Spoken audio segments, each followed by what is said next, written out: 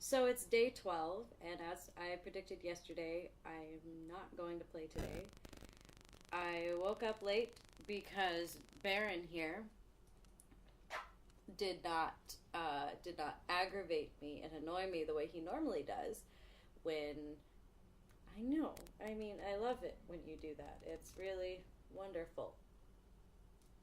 Um, Normally he'll start meowing either before my alarm goes off, or he'll like meow or chirp every, you know, 30 seconds to a minute um, after an alarm goes off to like remind me that my alarm went off and I'm not out of bed yet. But he didn't do that this morning. So I woke up an hour later than I wanted to go uh, finish making copies of everything that I needed to do for the Youth Symphony this afternoon. And I had enough time. It wasn't a huge deal. So it was okay. I just wish I had gotten up earlier. Um, but I woke up, I made the world's most disgusting pancakes. There's the recipe that I used said that they were supposed to be fluffy, and somehow mine ended up tasting like rubber bands. Like they had such a chewy, gross consistency that I couldn't eat them. So I didn't eat breakfast, and I didn't have time to make any other food. So I just, gathered up all my stuff and went out the door. And I went to the coffee shop, and even though Google Maps said that it was open from 9 o'clock to like 9 to 2 or 9 to 6 or so, 9 to 2 was the hours today, I showed up and they were closed. So then I decided to go to the FedEx place close to the rehearsal space. We like to use, or apparently the organization wants me to use this place that I went to this morning because it's cheaper. But it is never convenient for me to go there, and it's never convenient. I have to do on-street parking, which the parking nannies around here are really, really, really on it. And I guess if I ever got a ticket, I would charge it to the organization because it was, they wanted me to make copies at the cheaper place, but I got a parking ticket for doing it. So I either use FedEx or Staples. I prefer Staples. It seems much more intuitive for me. But FedEx was the place that was closer to rehearsal today. So I went there to finish everything up. And still hadn't eaten, so I swung by Whole Foods that was just a couple little units away on the same block. Picked up some chili and went to the rehearsal space an hour early to make the packets of music to complete everything. And as I was standing at the back of my car, in my trunk, putting everything together, I realized that that I punched the holes in the wrong side of the music for one of the pieces. Just the first page of one of the pieces for only the second violins. And I am so mad about it. It feels like it is impossible to be a music librarian for this organization, at least, and not make some sort of mistake with every thing that I do. It seems I did something wrong somewhere. So that's kind of annoying. It's really annoying. I mentally don't deal with it well, that I try so hard for everything to be perfect, and I still make a mistake. So it's something that I'm working on, trying to figure out how to get through this music librarian thing without making any mistakes. But what would be helpful, I think, is if I got more than 2 days lead time on, hey, I need you to print these 3 pieces for this orchestra.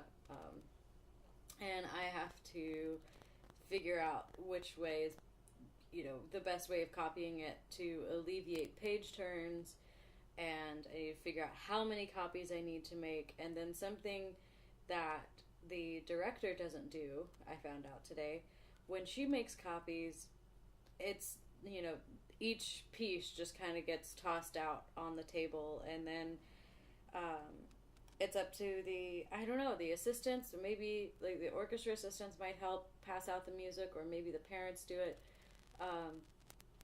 But, somebody just gets parts, and they're just kind of supposed to go put them on the music stands and make sure that there's 2 copies per stand. But when you're dealing with 4 or 5 pieces of music, that can get hard to keep track of. And I don't know, this little extra step that I do, it's very natural to me to want to do this, because just the little bit of extra work that I put in saves us a whole bunch of work and time in rehearsal, because nobody is missing a part. What I do is I make the packets of the multi-page pieces. They're each in their little stacks, and then I put those into packets for each individual child. So I don't have one handy because I've deconstructed them all now. But like for instance, this stack of paper-clipped music, right now it's all First Violin of American Fiddle Medley. But when I do it, it would be this little packet would have all of the pieces that child needs for rehearsal. So it would have 4 different pieces of music in it. It's paper clipped, and I can hand it out to anyone. I can hand a stack of the First Violin parts and say, here, 2 packets per stand. It's not, you're getting this piece, make sure there's 2 pieces, 2 copies of this on each stand, and then she gets the Tchaikovsky, and he gets Mendelssohn, and that person gets Telemann, and then they each have to keep track of it.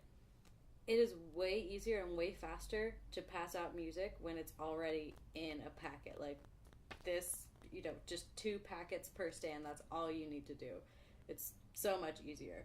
It's a little bit more work on my part, but I think it's totally worth it. Anyway, enough ranting about other people's incompetence. Since I'm not going to play tonight, I have a really bad headache because the only thing I've eaten all day is that little bit of chili that I got at Whole Foods this afternoon. I'm just going to tell you everything that I did play between 2 and 6 p.m. today, because I played a lot, and I hope you can understand that between copying, the stress of copying, and between stressing about copying, and I'm trying to something just popped into my head. I wonder if I gave them the correct amount of hours I spent this week doing copying. Between copying and playing with the Youth Symphony kids, I do not have the energy to practice anything. I don't have the brain power nor the physical energy to practice anything at all right now. So, from 2 to 3 p.m., I sat in with a chamber group of our middle school age children. It's a Corelli Trio Opus 1 number 10 in G minor. We played the first 2 movements. I sat in and played with them because their second violinist is unable to get to Santa Barbara right now, because if you haven't heard yet, we had those really devastating mudslides in Montecito earlier this week, and that has closed down the 101 freeway. They anticipated opening it on Monday, but just yesterday they said that the 101 is basically, it's closed until further notice. It's closed indefinitely. They're not even going to attempt to say another day when it might be open because they don't know what they're going to find. They don't know what they have to deal with once they clean everything off of it. So, wow, okay, Baron is getting really, like, upset right now. Stop that. He's being very bitey. I don't know why. Anyway, so we had a bunch of students that could not come to rehearsal today, and a few more students... Okay, you're being a real jerk. Goodbye. A few more students that don't have their music, like their chamber music, because they may have evacuated out of Montecito or something, and their music was left at home. So I had to print a copy of the first violin part for the trio I played with this afternoon, and I just read the second violin part off of my iPad. I didn't want to waste paper on it. So I played with them for an hour. My friend coached us because she's the normal coach of the group, but when it's supposed to be two violins and cello and your coach is a cellist, she's not super helpful. She's a phenomenal cellist and can totally play in treble clef, but it's not super helpful if she's fumbling around trying to play in treble clef and coach the kids at the same time. So I just offered to sit in and play second violin to fill in that voice today, because it would have been really difficult to rehearse a trio with a part missing. And then from 3 to 4, I played with our elementary, middle school age group, and we played a concerto for string orchestra by Telemann. This is actually something that we played last spring. I don't know if our director forgot that we played it last spring or was just like covering her tail when she said she likes to put stuff in front of us if that we've already seen before, because some of these kids are new to the group. Some of them were in it last year. So a few of the kids recognized these first two songs, and then there were 2 of the 4 that were new for everyone, sort of. American Fiddle Medley was another one. It's pretty fun. It's pretty cute. Let's see, what else do we do? Village Dance. Apparently by Rameau originally. And then the last thing that we did was a Corelli Concerto Grosso. It looks like it's probably the finale of Concerto Grosso, Opus 6, number 7, arranged by good old Sandra Dachau. I remember having a sectional coached by her in middle school, and I guess we were trying to do some off the string multiple up bow thing. I have no idea. I don't remember the context, but I just remember her saying flip your pancakes, and that was like the motion that we were supposed to be getting with our bow, was flip your pancakes. I remember writing it on our music. I have no idea why. I also have no idea how we got her to come coach a little middle school orchestra from West Virginia. Because it happened when we were still in West Virginia. We were going to a National Orchestra Festival competition that year. And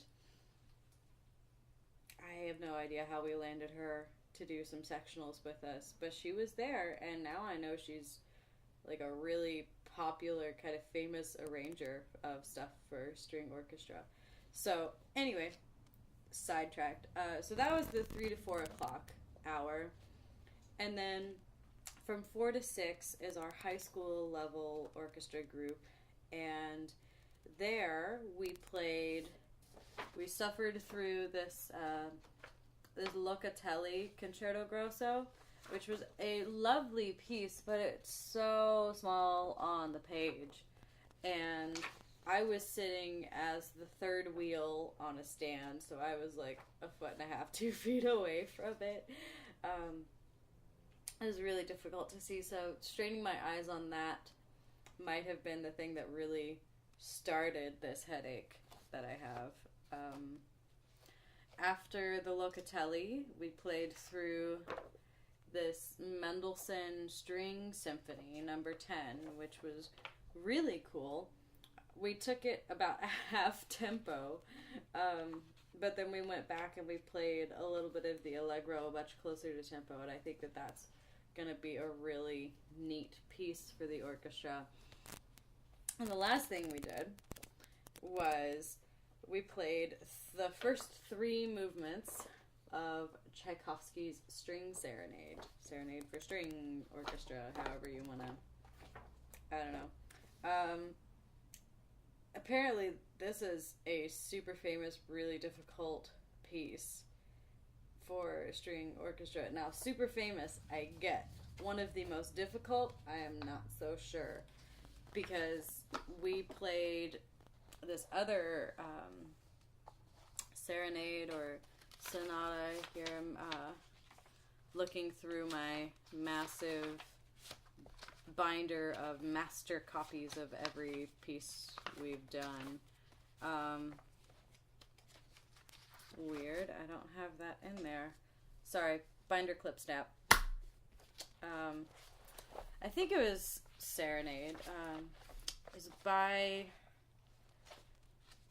Josef. Here is one copy of it.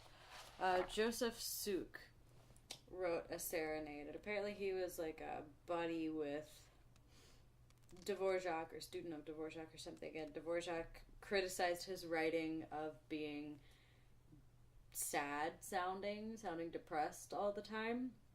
So he charged him to write something in a major key or something that sounded kind of happy.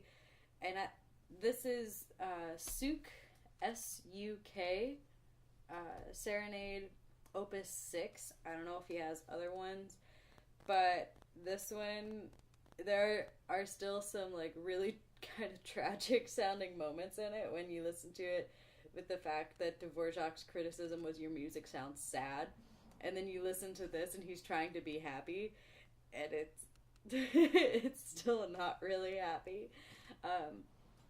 But this Suk Serenade by far was more difficult than the Tchaikovsky. I was able to sight read most of those 3 movements of the Tchaikovsky with confidence tonight, and bad news, I haven't even heard it before. I've never listened to it. This Suk, however,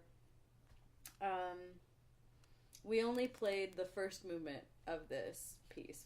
I think we're gonna try to play the whole Tchaikovsky Serenade.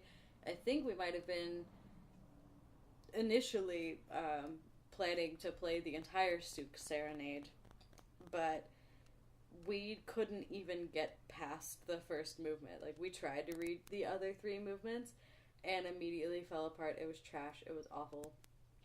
So even after playing this every week, almost every week, you know, I'm in LA a lot. After playing this a lot last year, throughout the semester, I still wasn't confident in playing it at the concert. I could have spent some time actually, you know, looking at the part and practicing the tricky bits, but the Suk Serenade, I think, is way more intricate and way more difficult than the Tchaikovsky. Tchaikovsky is, I'm sure it's beautiful and it's popular because it's Tchaikovsky and he's such a phenomenal melodist, but as far as difficult, juicy pieces for string orchestra, I'd rate the Suk out of 10 out of 10, 9 out of 10 on difficulty. And the Tchaikovsky right now, after encountering it only once, so, which is not fair, I would rate that at about a 7. You know, somewhere between 6 and 8 probably on difficulty, because Tchaikovsky knew how to write for strings. I'm not sure that Suk did. This was quite, it was like beyond the level of a lot of our students. It was too far. It was too hard for them. The Tchaikovsky, I think, is very doable. This was not. This Suk was a mess. It came together at the concert when it needed to, as most things do.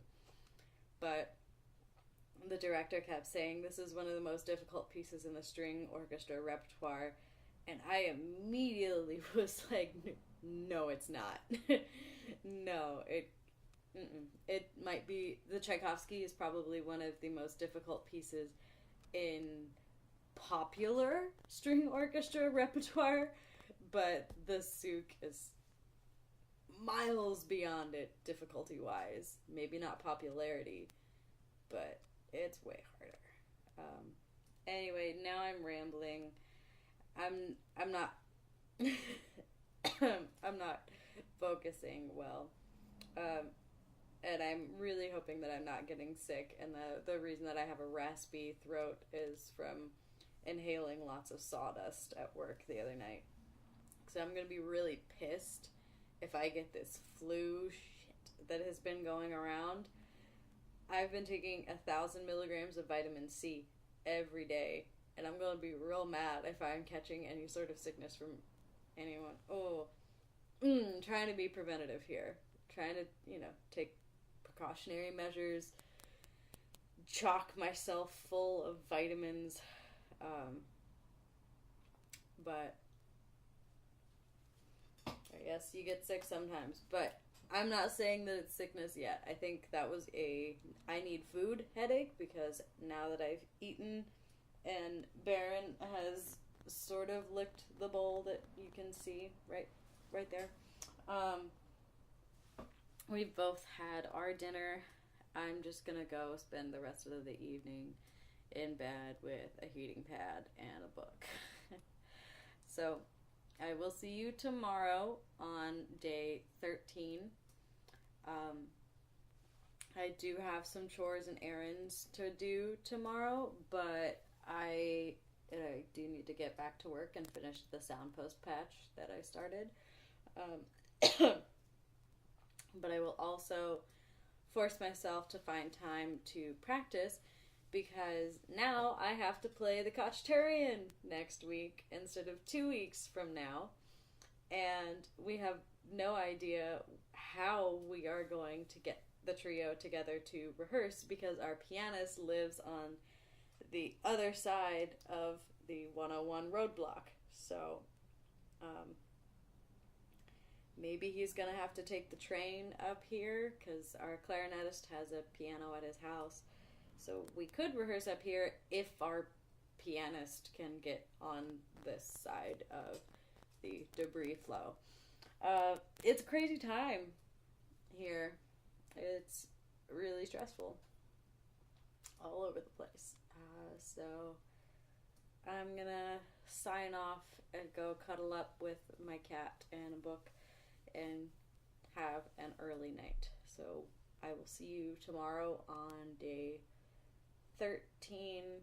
It's so weird looking at the 13th date on my computer. But tomorrow is going to be day 13 of this. So see you tomorrow with something moderately prepared, maybe.